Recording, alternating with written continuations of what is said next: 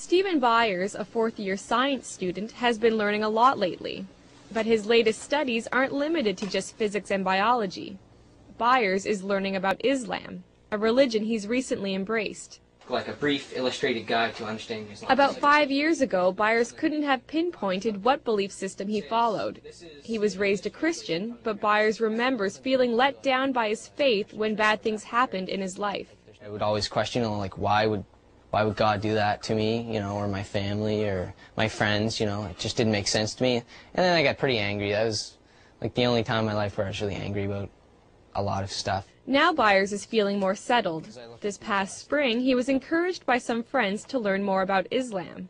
What he found was a belief system that, he says, was a perfect match for his logical mind. So in the summer, Byers spoke the Shahada, the testimony of faith that states Allah is the only God and Muhammad the last prophet of Islam. Once you say that line and you mean it in your heart and you're honest with yourself, you are a Muslim. It says, say there is no God but God. Abdul Haq Hamza says one reason why people gravitate to Islam is because there's something missing in their lives they want to fill. Hamza is a science professor at University of New Brunswick and also president of the Fredericton Islamic Association. He says Islam reminds people that they need to step away from the material world in order to find peace from within. Because Islam tells you have to pray 5 times a day. So you have to disconnect yourself from that growing and fast-pacing life. The idea of peace is integral to Islam's message, a message that is twofold. First, a Muslim is called to submit to God, and then through that submission comes peace. Hamza says the only way to achieve peace outside is to achieve peace inside, through the will of God. It's like a glowing piece of coal. If you look at it when it's not lit, then it's just dark.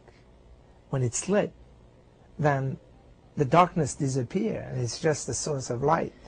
The other major duties that are required in Islam can strengthen a Muslim's commitment to God and to peace. They include praying 5 times a day and reading Allah's Book of Revelations, the Quran, fasting in daylight hours during the lunar month of Ramadan, giving to charity, and, if you have the money, taking a pilgrimage to the holy city Mecca at least once in your life. Byers hasn't been to Mecca yet, but he did take part in the fast of Ramadan for the first time.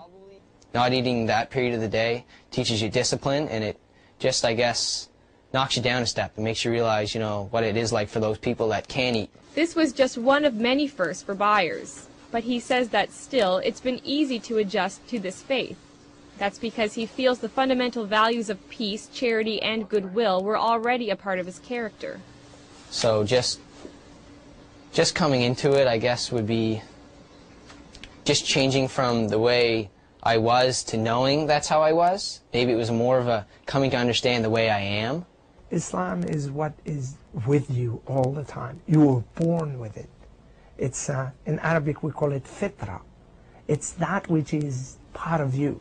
They started walking the walk of Islam when they were ready for it.